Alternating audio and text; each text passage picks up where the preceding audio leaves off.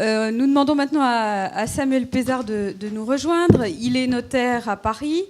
Il traite des transmissions patrimoniales et mutations immobilières. Et il vient tout juste de soutenir sa thèse de doctorat à Nantes au mois de mai dernier, avec pour sujet, évidemment, notre sujet d'actualité, qui est la propriété forestière privée, étude sur l'adaptabilité du droit de propriété.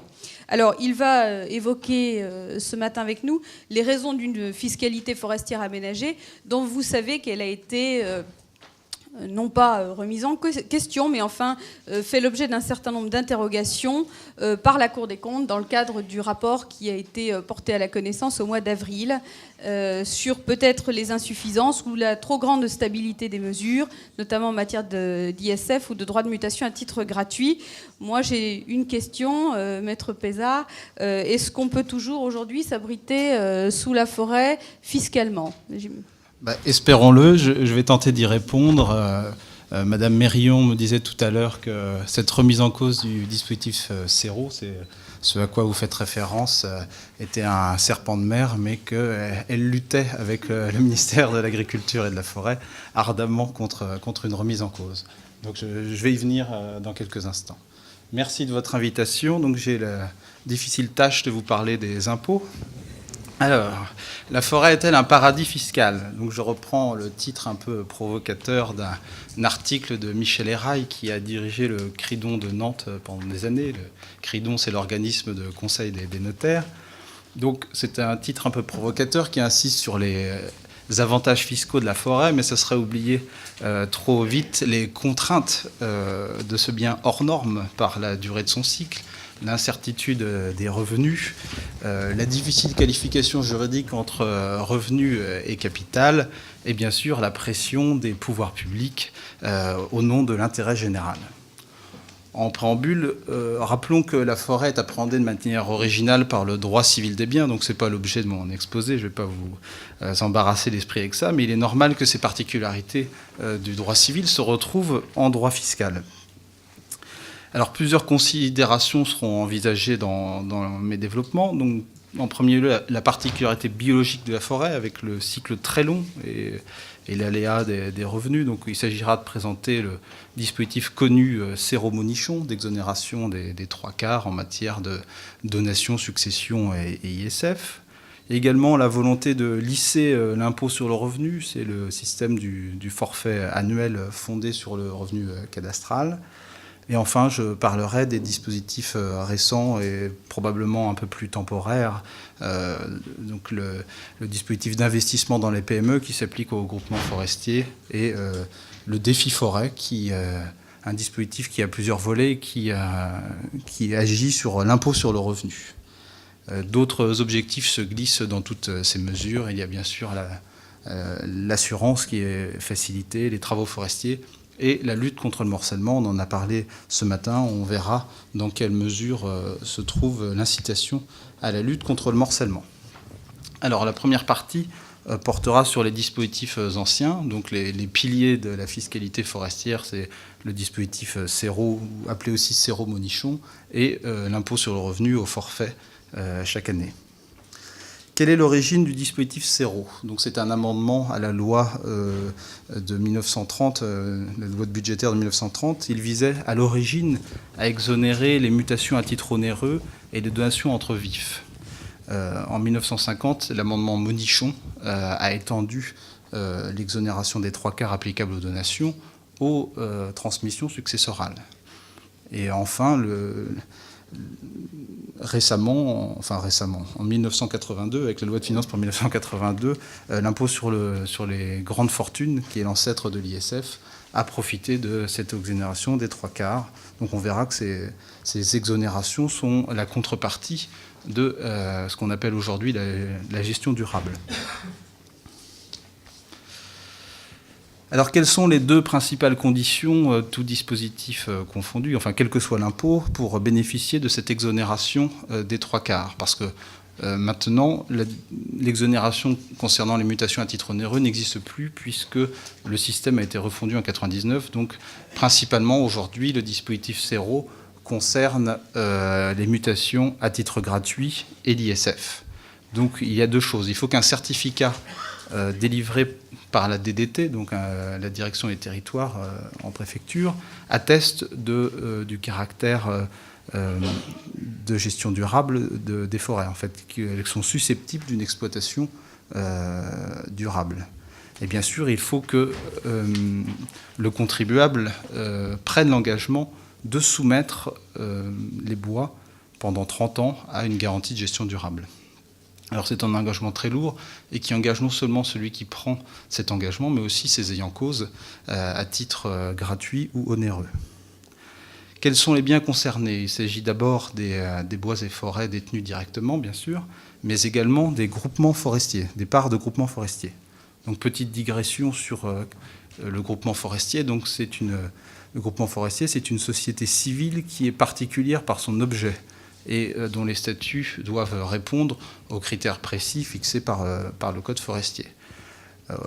Une société civile ordinaire peut tout à fait détenir des bois et forêts, mais elle n'est éligible quasiment à aucun dispositif fiscal. C'est pour ça qu'elle ne se rencontre pas en pratique.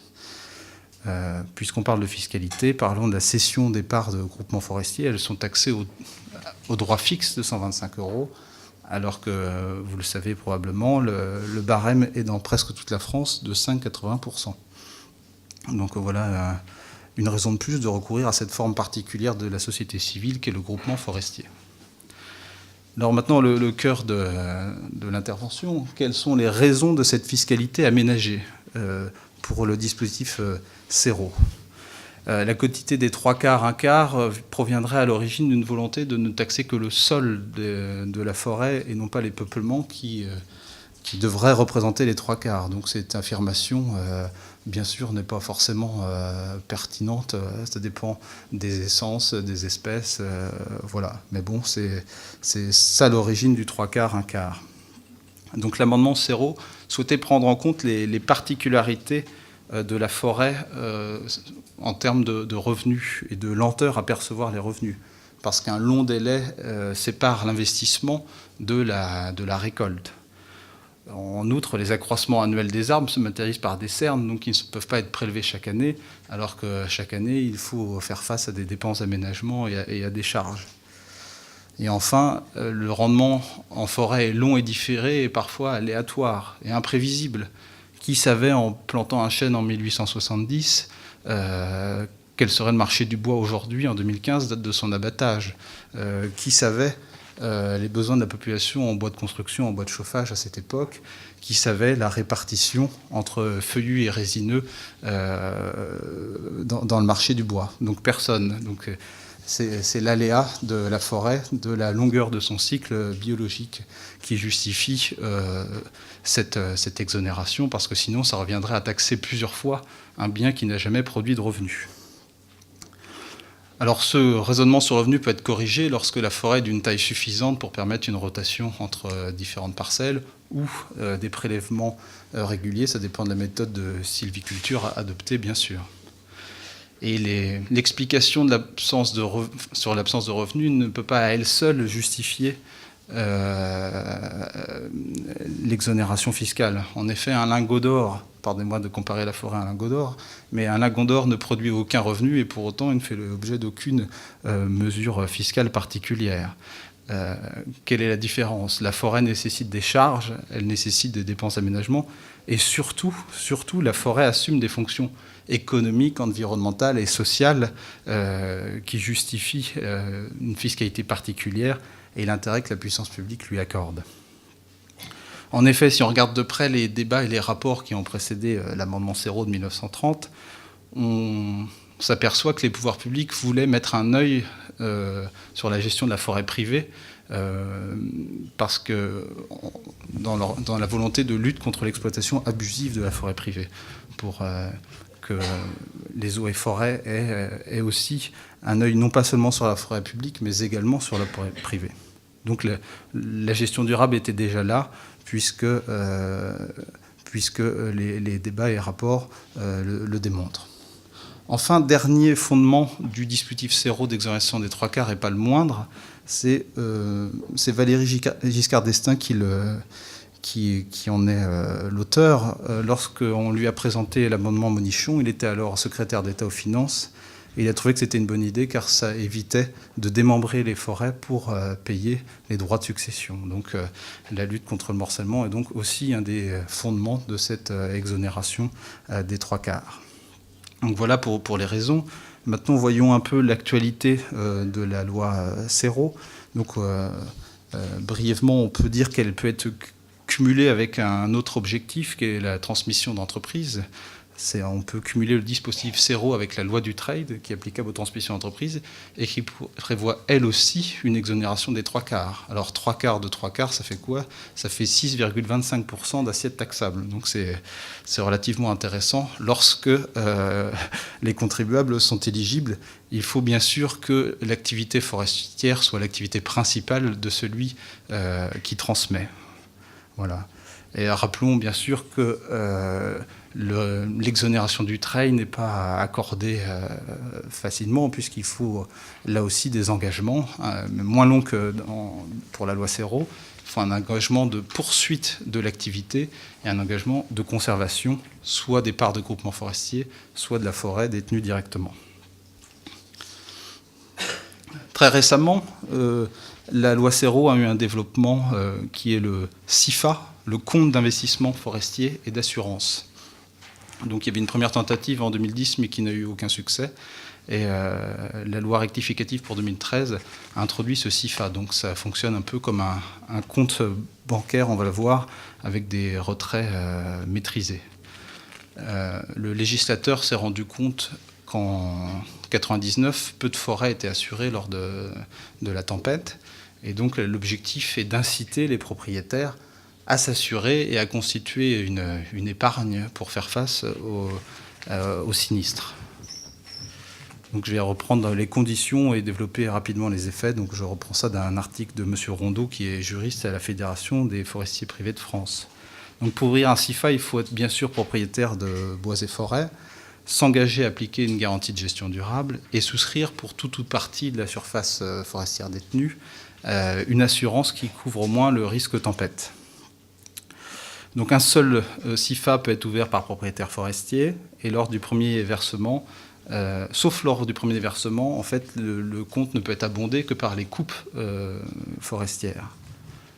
Les sommes déposées sur le compte sont plafonnées à 2 500 € par hectare, donc ce qui incite naturellement à l'assurance de la plus grande superficie possible. Donc les retraits de ce compte, de ce CIFA, sont encadrés. Ils ne peuvent avoir lieu que pour 3 objectifs. Un, financer des travaux de reconstitution forestière à la suite d'un sinistre météorologique ou incendie. Deuxièmement, financer des travaux de prévention d'un tel sinistre. Et troisièmement, ils peuvent aussi servir à payer d'autres travaux. Mais là, il y a un pourcentage, on ne peut pas dépasser 30% par année des comptes en dépôt au 1er janvier.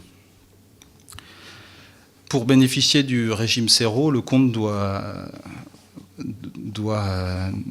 faire l'objet de conditions qui doivent être remplies. Donc la production d'un certificat préfectoral, là encore, indiquant que les bois et forêts du titulaire peuvent être l'objet d'une gestion durable. Et deuxièmement, que le titulaire s'engage à employer pendant 30 ans les sommes aux dépenses qu'on a indiquées plus haut. Donc le législateur veut faire de ce compte l'accessoire des bois et forêts ou des parts de groupements forestiers gérés durablement. Voilà, donc ce compte bénéficie de l'exonération à titre gratuit des 3/4 en cas de donation-succession, mais également de l'exonération d'ISF à hauteur de 75%. Donc M. Millard me faisait observer concernant ce CIFA qu'il poursuivait le même objectif que la déduction pour aléa qui est connue du monde agricole. Alors le mécanisme ne joue pas sur le même impôt, puisque la déduction pour aléa joue sur l'impôt sur le revenu. Et il y a une réintégration fiscale 7 ans après, si je ne me trompe pas, lorsque les sommes ne sont pas employées. Le mécanisme est différent, mais l'objectif est le même, inciter à l'assurance.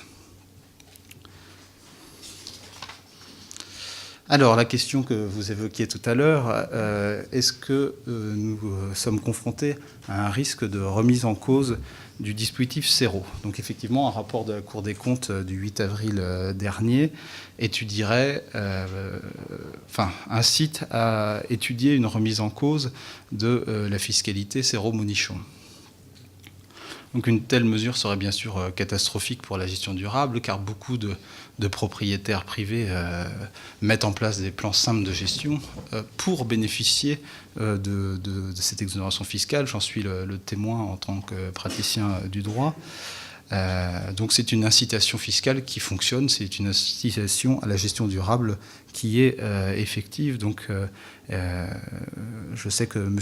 Bouvarel, qui va intervenir cet après-midi, écrit dans un grand quotidien au Carnet du jour célèbre que la remise en cause de l'exonération conduirait à des coupes avant terme, ce qui nuirait à la qualité de la forêt française. Deuxième coup de canif, un rapport déposé à l'Assemblée nationale le 14 octobre dernier, c'est tout récent, souhaite conditionner l'exonération de 75% en matière d'ISF à une exploitation effective. Donc c'est ce que vous disiez tout à l'heure. Il paraîtrait que des forêts pourtant faisant l'objet d'un document de gestion ne font pas l'objet d'exploitation effective. Donc cette différence n'existe pas juridiquement, donc il conviendra, si elle est pertinente, qu'elle soit expliquée. Et voilà. Alors l'avantage quand même de ce rapport, il préconise une mesure qui semble plutôt intelligente pour lutter contre le morcellement. Il propose d'appliquer la réduction CERO des 3/4 aux acquisitions de petites parcelles de forêt inférieures à 4 hectares, acquisitions qui ont pour finalité de constituer des entités supérieures à 4 hectares. Voilà pour la première partie concernant le dispositif CERO. Je souhaiterais maintenant évoquer avec vous l'impôt sur le revenu imposé au forfait sur la base du revenu cadastral. Donc depuis 1948, l'imposition des revenus forestiers fait l'objet d'une législation particulière. Alors auparavant, ce n'était pas le droit commun de l'impôt sur le revenu qui s'appliquait, mais c'était une absence d'impôt, car le législateur estimait que la taxe foncière suffisait. Autre temps, autre mœurs. Donc les coupes de bois font partie du bénéfice agricole, selon l'article 63 du Code général des impôts, mais le revenu imposable, lui, est constitué par le revenu cadastral qui sert d'assiette à la taxe foncière. Et ce, quel que soit le régime fiscal du contribuable, et même s'il perçoit d'autres revenus agricoles par ailleurs. Donc cela revient à lisser chaque année l'impôt en déclarant le revenu cadastral, ce qui fait que les années où il y a des coupes de bois, il n'y a pas de fiscalité particulière qui s'y attache.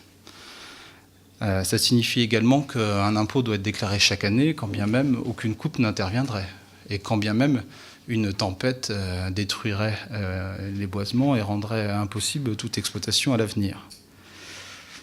Donc on est en pleine fictivité avec les forêts, puisque la taxe foncière est fondée sur le revenu cadastral, qui est un dérivé de la valeur locative, alors que la location n'existe pas en forêt, et que les revenus sont taxés de façon également fictive, parce que c'est complètement déconnecté du bénéfice réel des coupes. Donc on a une double fictivité. La seule chose qui n'est pas fictive, vous l'aurez compris, c'est l'impôt. Alors cette fiscalité au forfait est applicable aux groupements forestiers qui ne peuvent pas opter pour l'impôt sur les sociétés. Donc les articles 63 et 76 du Code général des impôts, qui déterminent cette fiscalité forfaitaire, s'appliquent aux groupements forestiers. Quelles sont les raisons de l'imposition forfaitaire ? Je l'ai un peu évoqué déjà. Il s'agit de rappeler que les coupes sont irrégulières et que le propriétaire qui déclarerait les coupes au réel serait lourdement taxé les années où il a des revenus, parce que l'impôt sur le revenu est fortement progressif et on atteindrait les tranches hautes. Donc ça permet un lissage des revenus pendant toute la durée de détention des forêts. Et puis il y a quelque chose de plus profond sur le plan du droit, c'est que qu'est-ce qu'une coupe de bois en fait ? Est-ce que c'est un revenu que l'on récolte ou est-ce que c'est une plus-value qu'on détache d'un capital ? Donc on retrouve cette question juridique sur le plan du droit civil en fiscalité bien sûr. Donc l'impôt sur le revenu en forêt présente deux avantages, d'après ce que l'on entend. Il est simple et souvent modeste. Je dis bien souvent modeste parce que ça dépend évidemment des départements, ça dépend des valeurs qui ont été retenues lors de la dernière révision fiscale qui date de 1970. Et la deuxième critique, c'est que ce serait un impôt trop patrimonial, c'est-à-dire qu'il n'incite pas assez à l'investissement et à l'intensification de la gestion. Il n'y a pas de déductions qui sont possibles liées à des investissements en forêt, bien sûr. Voilà pour les deux grandes particularités de la fiscalité forestière. Maintenant, je vais évoquer les dispositifs plus récents. Alors, premièrement, l'investissement à travers les groupements forestiers. Donc, depuis 2009, c'est en répondant à un de mes confrères, Maître Monessier, le ministre du Budget, a confirmé que l'investissement, la réduction pour investissement dans les PME était applicable aux groupements forestiers. Parce que normalement, tout ce qui est relatif à l'immobilier est exclu de ce dispositif, mais l'accent a été mis sur l'aspect économique, sur le rattachement en fait, à l'activité agricole des groupements forestiers. Donc, je rappelle brièvement ce mécanisme, mais bon, il est en train d'être remis en cause par une loi de finances rectificative, donc je ne vais pas trop m'étendre. L'investissement permet une réduction de 50% au titre de l'ISF avec un plafonnement à 45 000 €. Voilà. Donc l'objectif est de drainer les capitaux vers la PME, ici le groupement forestier. Donc malheureusement, les conditions vont être durcies pour ce dispositif, car l'Union européenne y voit une aide indirecte aux entreprises. Alors, petite digression, puisqu'on a parlé tout à l'heure de la loi d'avenir de 2014, je vais vous parler des GFI, les groupements forestiers d'investissement. Donc, ce n'est pas un sujet proprement fiscal, mais le groupement forestier d'investissement, c'est un groupement forestier qui peut lever des capitaux auprès du public. Et donc, l'avantage, c'est que les parts de groupements forestiers ont la nature d'instruments financiers, ce qui permet bien sûr une plus grande circulation. Ça fait suite au peu de succès des sociétés d'épargne forestière. Donc, à ma connaissance, il n'y en a qu'une, celle qui avait été mise en place par la Caisse des dépôts. Et donc, ces groupements forestiers d'investissement sont gérés par des sociétés de gestion agréées par l'AMF. Donc, l'avantage, je vous le disais, ce n'est pas fiscal, mais il permet plus facilement de remplir les objectifs fiscaux en raison de la très grande circulation des parts, puisqu'elles sont assimilées à des instruments financiers qui succèdent aux valeurs mobilières. Donc, voilà pour le GFI. Et enfin, la dernière mesure, je vais vous parler du défi forêt, qui est une action sur l'impôt sur le revenu. Donc c'est un dispositif intéressant qui comprend plusieurs volets. Malheureusement, tous les objectifs poursuivis par le défi forêt sont pertinents, mais malheureusement, ils sont insuffisants dans leur quantum et ils sont temporaires, alors que la forêt demande une très grande continuité de vue. Elle ne supporte pas l'instabilité fiscale, comme d'autres choses d'ailleurs sûrement, mais la forêt d'autant plus. Donc l'action sur revenu joue soit en réduction d'impôt, soit en crédit d'impôt. Et elle est applicable jusqu'en 2017 et certains parlementaires proposent de la proroger jusqu'en 2020.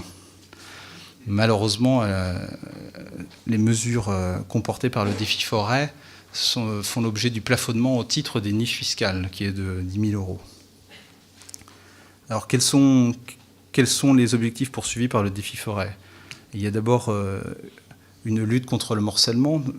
Une réduction de 18% s'applique aux acquisitions destinées à acquérir des surfaces inférieures à 4 hectares dans le but de constituer des entités supérieures à cette surface. Donc là, on est au cœur de la lutte contre le morcellement.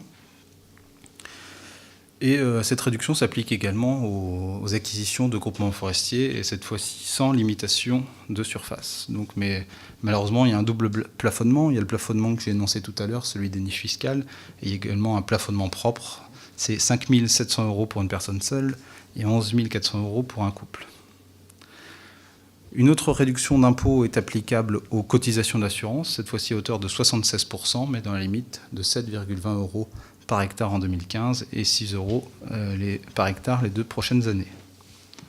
Enfin, concernant les crédits d'impôt, il y a un crédit d'impôt pour les travaux forestiers qui concernent les surfaces supérieures à 10 hectares et un crédit d'impôt qui est de 18% dans les deux cas pour un contrat de gestion concernant ces surfaces. Donc l'aménagement de la fiscalité est lié au souhait du législateur de favoriser plusieurs volets, l'assurance, les travaux forestiers, la saine gestion et le regroupement des parcelles forestières. Donc pour conclure mon propos, malheureusement, si la fiscalité forestière permet de prendre en compte les particularités biologiques et économiques de la forêt, elle n'incite pas suffisamment au regroupement en vue de la mobilisation. Donc l'idéal serait un dispositif qui remplit à la fois deux objectifs, attirer les capitaux vers la forêt et permettre un meilleur regroupement parcellaire. Voilà ce que je pouvais dire. On pourrait aussi souhaiter que la fiscalité incite à une meilleure mobilisation du bois, peut-être en permettant une dissociation de la gestion et de la propriété, parce qu'on a vu ce matin tous les problèmes auxquels conduisait le morcellement de la propriété en termes de gestion. L'idée pourrait être aussi, et ça, le droit fiscal tout seul est impuissant à y répondre, l'idée serait peut-être aussi de dissocier la gestion de la propriété. Je vous remercie.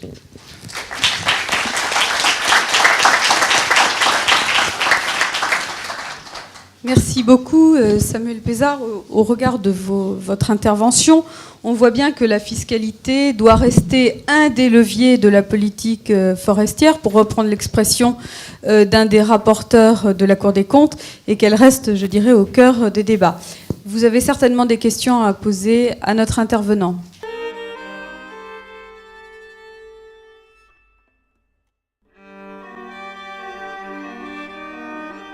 Des outils existent, par exemple, l'association syndicale permet, elle, c'est vraiment l'outil type de dissociation de la gestion et de la propriété.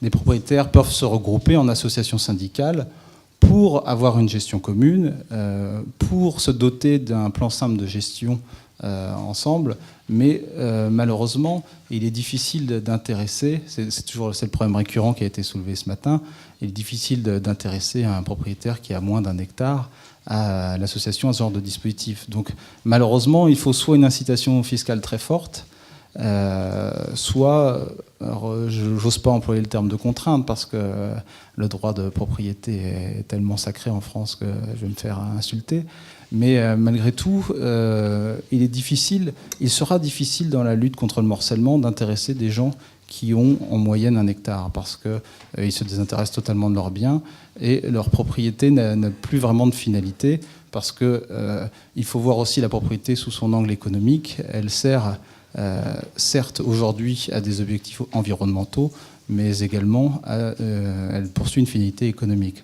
Donc les associations syndicales, pour répondre à votre question, sont évidemment l'outil qui correspond à ce souhait de dissocier gestion et propriété, et il faudrait les mettre en œuvre. Bien sûr, le JF évoqué tout à l'heure poursuit aussi cet objectif, puisque ce sont des propriétaires différents qui adoptent une gestion commune. Donc l'avenir, effectivement, est dans ces mesures. Donc si on souhaite réformer le dispositif CERO, peut-être qu'on devrait l'orienter vers ces mesures-là et les rendre plus pertinentes. Voilà.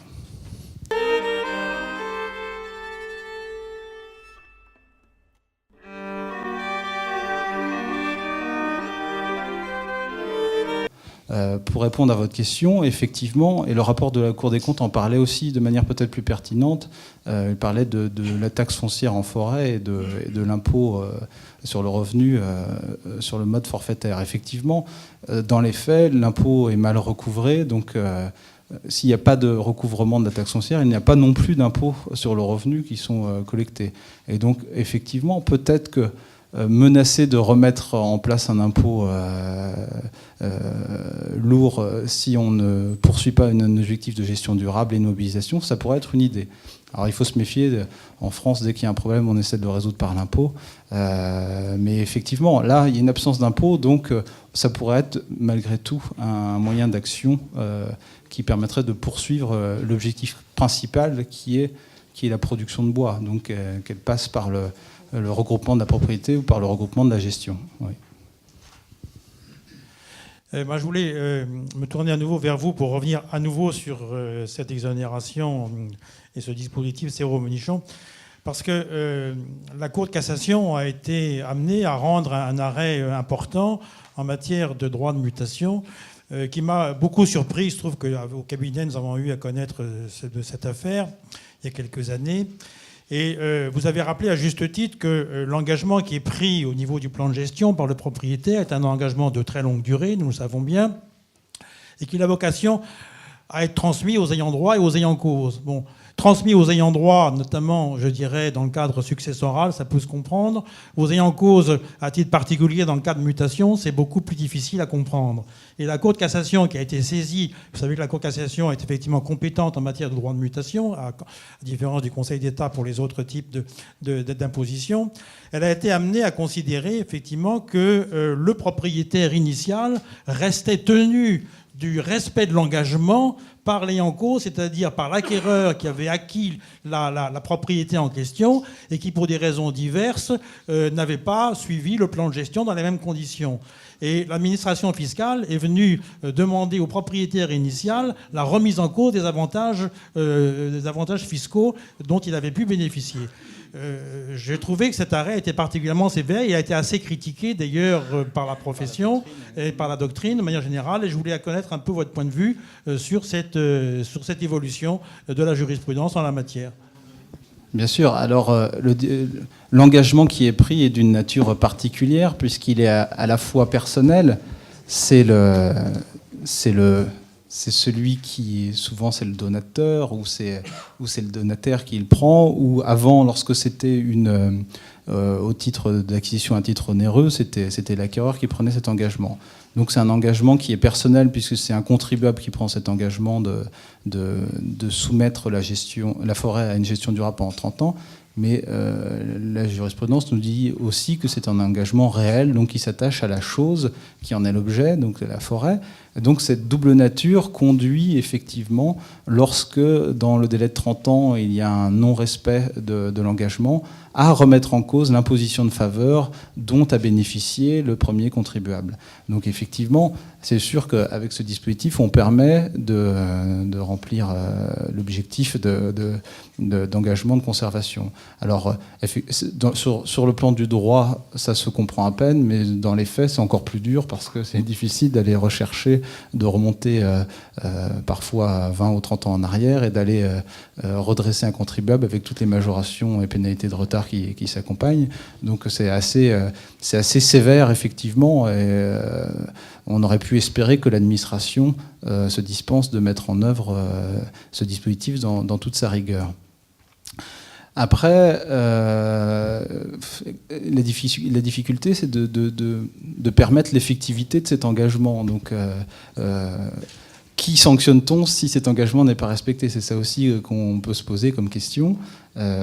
Donc nous, ce que l'on prévoit dans les actes notariés, généralement, au moment d'une mutation et lorsqu'il y a une vente, on fait bien sûr peser conventionnellement sur le sous-acquéreur le non-respect de l'engagement. Ce qui fait que l'administration fiscale, lorsqu'elle demande la rectification au vendeur, le vendeur, à l'adresse, se retourne bien sûr contre l'acquéreur. Mais c'est fragile parce que c'est conventionnel et on pourrait peut-être effectivement suggérer que sur le plan législatif, la reprise des pénalités soit sur la tête du sous-acquéreur. Mais ça pose effectivement en pratique de lourds problèmes parce que on craignait ça sur le plan du droit, mais en fait, effectivement, l'administration n'hésite pas à appuyer là-dessus. Mais vous avez raison, c'est très préoccupant. Le produit de la vente de bois bénéficie du même régime fiscal que le bois d'origine. Donc voilà, on ne perd pas le bénéfice fiscal en coupant, puisqu'on place le produit de la coupe sur ce compte qui lui-même bénéficie du régime zéro.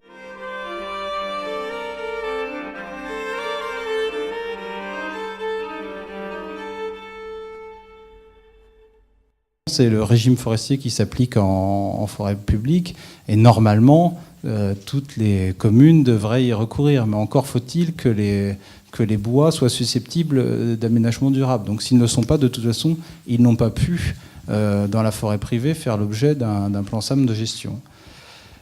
Après, effectivement, contrairement à ce qu'on pense, les forêts qui relèvent du patrimoine d'une personne publique, qu'il s'agisse d'une commune ou de l'État, donc les forêts domaniales, font partie de leur domaine privé. Et donc, effectivement, je pense, quant à moi, que le contribuable privé qui vend à une personne publique qui remettra en cause l'engagement de gestion durable pourrait être sanctionné au titre de cette obligation de gestion pendant 30 ans.